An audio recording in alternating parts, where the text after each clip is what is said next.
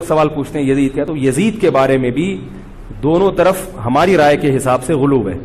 یزید کے دور میں حضرت حسین کا قتل یقیناً ہوا ہے، مگر کسی ایک مستند روایت سے یہ ثابت نہیں کہ یزید نے حکم دیا تھا حضرت حسین کو قتل کرنے کا۔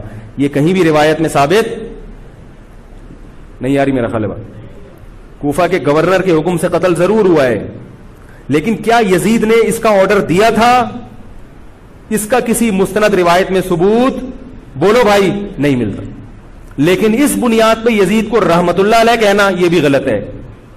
ٹھیک ہے، یزید کے بارے میں کسی مستند روایت سے نہیں ملتا کہ اس نے قتل کا حکم دیا تھا یا قتل کروایا تھا، لیکن قتل ہونے کے بعد یزید نے اس گورنر کے خلاف ایکشن نہیں لیا۔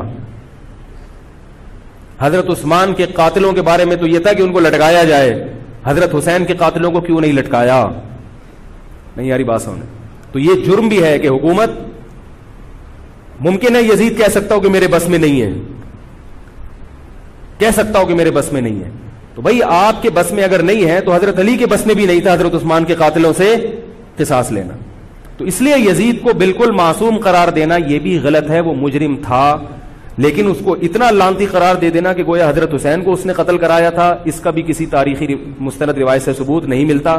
لہذا صحیح بات یہ ہے کہ نہ لعنت اللہ علیہ کہو نہ رحمت اللہ علیہ کہو، خام خواہ میں فضول چیزوں میں پڑھنے کی بولو بھائی ضرورت کیا ہے؟ قیامت کے دن آپ سے یزید کے بارے میں سوال، میرے سے کسی نے پوچھا کہ یزید کے بارے میں آپ کیا کہتے ہیں، میں نے کہا آپ کو جاپان کے جو بھی صدر ہے اس کے بارے میں پتا ہے، چائنا کے بارے میں پتا ہے؟ وہ کہہ رہے وہ تو کافر ہیں۔ میں نے کہا چلو مسلمانوں کے علامہ اقبال کے بارے میں پوری رپورٹ ہے آپ کے پاس؟ تاریخ میں لاکھوں شخصیات ایسی ہیں جن کے بارے میں آپ کو نہیں پتا، تو یزید کے بارے میں بھی اگر نہیں پتا ہو تو میرا خیال ہے کوئی پریشان ہونے کی ضرورت نہیں ہے۔ تو یہ کربلا ایک واقعہ تھا، ایک اسلامی تاریخ میں ایک بدترین واقعہ رونما ہوا اور یہ واقعہ ختم ہو گیا۔ ہمیں جو قرآن اور سنت نے جس بات کا حکم دیا ہے ہمیں وہ کرنا ہے۔